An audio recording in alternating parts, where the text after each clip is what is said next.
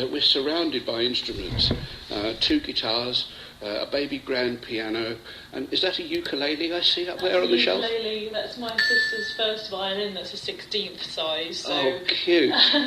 There's my viola, and there's actually 4 guitars. If you look, there's 2 hiding over there. Right. They're not mine, though. Actually, one of them is, but the other 3 are my brother's.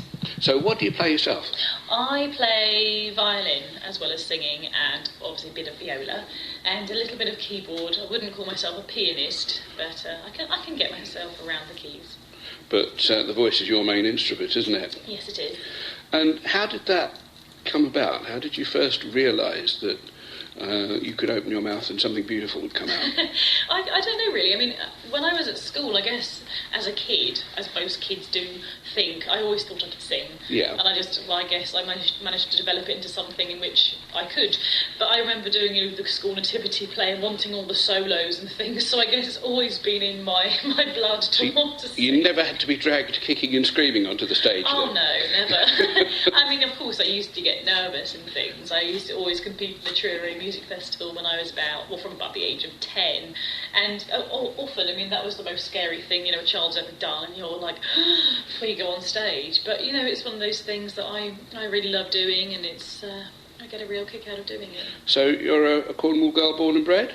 I've lived down here most of my life. Yes. My family always used to come down here on holidays. We've got lots of family down here. So I class myself as a Cornish girl.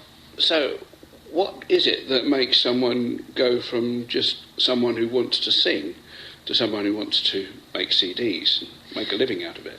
I think a lot of people do music and they may be fantastic musicians, but they want to keep it as a hobby. Yeah. And just... For me, when as I was getting older, it was something I just always focused on. I didn't even think about other options, maybe becoming a doctor or anything else. For me, it was always just music throughout my life. Never any doubts? No, I mean, there have always been doubts, I think, in the sense that you always have doubts thinking, as you get older, am I doing the right thing? As you start to realise that you are really honing in on one thing. Like when I got into my 20s, I was thinking, right, so I really am doing this. Like, this is my life, this is my career path. But I've had some fantastic experiences through it. Like, through music, you meet some amazing people, make some fantastic friends, and get to see the world. Like, early in the year, I was singing with a classical girl group in Italy, and doing lots of various bits and pieces. I even do singing waiter work, where you go in incognito. I've got one tomorrow, actually. In Saltash, you just turn up, start serving plates, and then when they cue you, you burst into song. Now, that's what I call a singing telegram. Yeah. Remarkable. It's so much fun. And you busk as well, don't you? I do. I started that last August. I got myself a little street amp. You just put batteries in it and away you go. Yeah. I've been up in London. I've been teaching quite a bit, and I wasn't getting enough performance experience in. I was starting to think, what am I doing up here? And I thought, I'm going to take myself out and start singing and see what happens. And through doing that, again, I've met lots of people I've started collaborating, writing music with, I bump into on the street. I've sung at weddings and birthday parties and all sorts. So it's been really, really good fun. So you teach singing? I had been, and I was teaching up in London for an agency. And it was mainly violin and viola and a bit of singing as well. But I've just decided in the last couple of weeks to move back down again for a bit of a break and sometimes actually concentrate on writing some of my own music and focus on what I want to do, because I realised that I'm not really cut out to be a teacher just yet. Now's the time to do it. I know what the kind of things I want to perform. I know what my niche is now. Yeah. It's something that I feel so passionate about that if I give it a go now, it's something that I think is good to do while you're younger. And your influences, because I've seen you on the web performing Wuthering Heights. Oh, yes. And you admit that you're a big Kate Bush fan, which is not something that everyone would admit these days. No. I'll happily admit it. I've got all her albums and I think she's brilliant.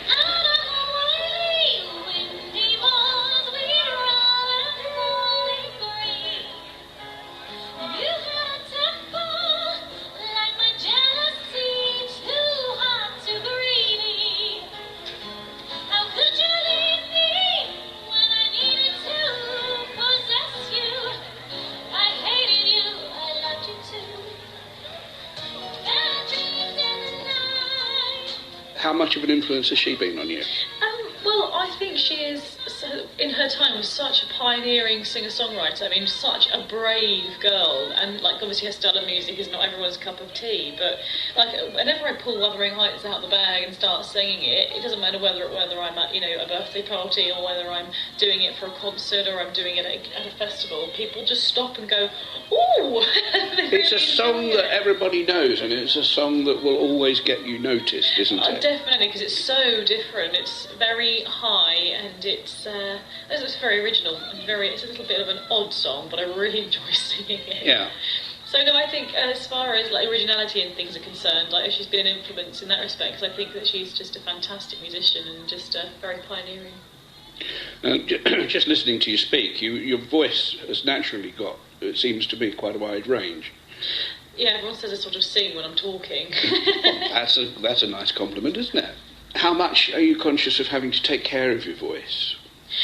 It's something that, as a singer, when you've grown up having lessons and things, it's one of those things that just becomes part of your existence, really. You speak properly. It's not just about singing, but it's if you speak without, as they say, supporting your voice. Yeah. You can wear your voice out, and if you're going to gigs and festivals, you just need to make sure that you don't shout and scream when along with the music, and you shouldn't really, again, with alcohol, you shouldn't drink very much, and I'm drinking tea right now, but you shouldn't have too much caffeine. There are lots of things you should be doing to take care of it, and I do it moderately. I'm not obsessive with it, because I think at the end of the day, as far as I'm concerned, you've also got to live.